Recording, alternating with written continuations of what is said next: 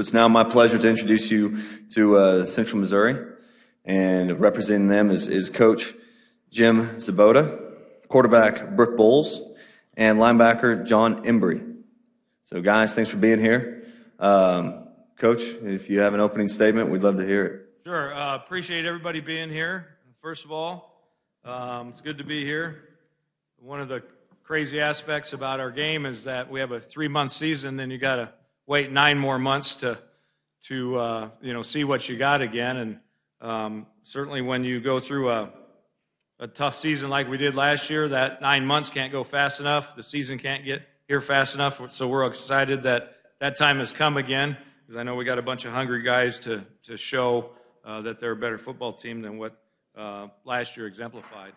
But through that process, there's some positives that can come out of it for sure. There's some lessons that can illuminate some things about your program, and certainly can provide some motivation for the season coming in terms of developing some toughness and some objectivity about what you need to do to get better as a football team.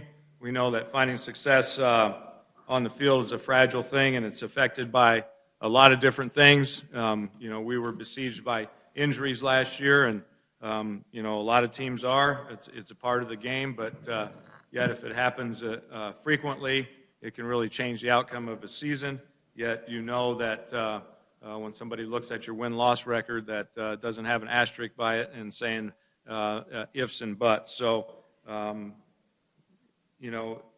one thing that football does in a dramatic fashion, and that we experienced last year, and typically when you have those kinds of seasons, is that football truly is a game of inches.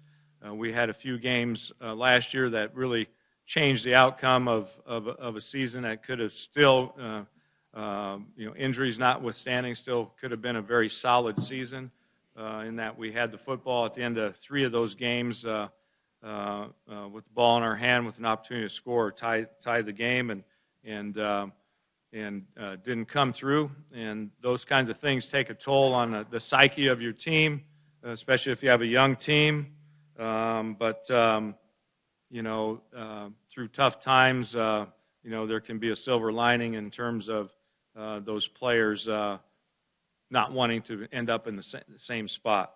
So you definitely, in our situation, don't take anything for granted. My sense with the group that we have coming back is they are not taking anything for granted. They're eager to prove that they're much better than what last year indicated for them. But they're young, talented for sure, but young, have some experience. One positive that comes from injuries sometimes is that you have a lot of players that end up playing maybe a little bit before their time, so they get put to the fire right away, but that can develop some toughness as well. But our focus has really been, realizing that we're a work in progress, and that, really at the end of the season is when you evaluate kind of what you've done and what you've accomplished. But, so we're encouraging our players to extend their reach, to challenge with their idea what hard work means and commitment. I've seen them do that. We want to continue to do that. We want to not get comfortable in any way. We want to keep our aspirations high with the program. We went 8 years and had 5 postseason appearances in those 8 years, and then when you go through something like that, it can kind of rock you. But I haven't sensed anything but hunger out of our players and our coaching staff, and we have the ingredients to field an outstanding football team. Just it's going to be kind of how it comes together. Offensively, we have quite a bit of experience, of course, with Brooke back after leading the nation in total offense as a junior, is your starting point, not only with your offense but with your football team. But skill-wise, Shea Wyatt, one of our receivers, was among the leaders in the league. He was a redshirt freshman last year. Our 2 running backs have been both among the league leaders and have gotten honors within the MIAA. Our tight end, Zach Davidson, is a force at the tight end spot, and we have 4 offensive linemen that have some starting experience, led by Jake Heckler, our center. So lots of things to build from on offense. Again, just from what we've ascertained with their work with each other this summer, player-to-player relationship has really developed, and they've developed confidence in each other and level of accountability in each other. Defensively, clearly is where, we've had some scar tissue after last year, and, we need to try to get our defense back in the top half of the league statistically. But again, with those struggles and those injuries, it allowed us to get a lot of players on the field. The truth of the matter is last year as a football team, we played 7 true freshmen, which is more freshmen than the previous 8 years put together.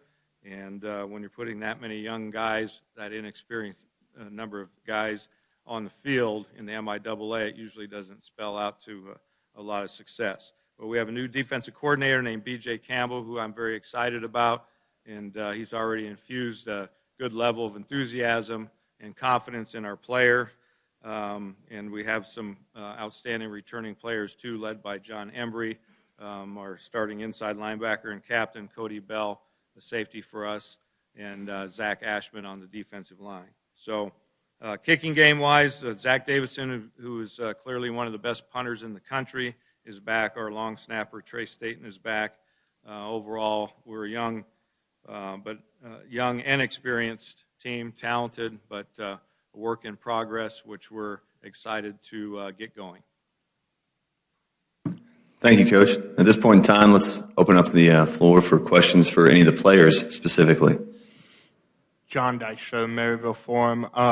Brooke, just what's it like being back this year, and take us through your off season a little bit, and what kind of went into recovering from your injury, obviously, and what you're looking forward to this year. Like you said, coming back from the injury, just kind of getting back into the swing of things, feeling really good. Recovery was a little slow at first. We were kind of deciding between the whole, surgery, no surgery, seeing which one played out better. Went with the no surgery, feeling great, ready to go. One thing that helped Brooke was that we got an exemption by the NCAA for him to participate in spring ball, so he was able to do that and made a big difference in terms of his recovery. Brooke, was there anything you learned about yourself or the offense watching it from afar, watching it from the sideline, and taking on almost more of a coaching role than being in the offense? I think what really helped me the most is just it helped my mental game a lot. So, it's helped me read defenses, read coverages better. And it also just got me, like Coach said, I got to do spring ball this year, so kind of helped out with those younger receivers, that younger receiving core and stuff like that. So it kind of helped me kind of become a better leader from that aspect as well. Coach, how have you seen that hunger manifest in this team? Well, it really starts in the off season and just the body language of the players, the actual language with the players, the fact that led by these two guys and some of the other leaders on the team that I appointed, really not only still maintaining high aspirations, but really understanding what it's going to take to achieve those, and so. It was a very competitive off-season. We did a few different things early in the off-season. I think that paid dividends and overall created more leadership opportunities on the team, which we needed to emerge and saw that emerge as well. Coach Andrew Wegley from the Northwest Missourian. Coach Beck talked about it, and Commissioner Racy opening the possibility of opening the schedule up in a couple of years to non-conference play. Is that something you would want to see for the MIAA? I think there's some challenges doing it.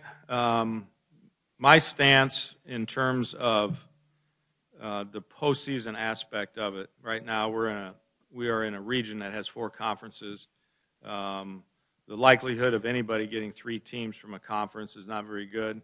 So my stance would be to create more postseason opportunities, to find ways to expand the field.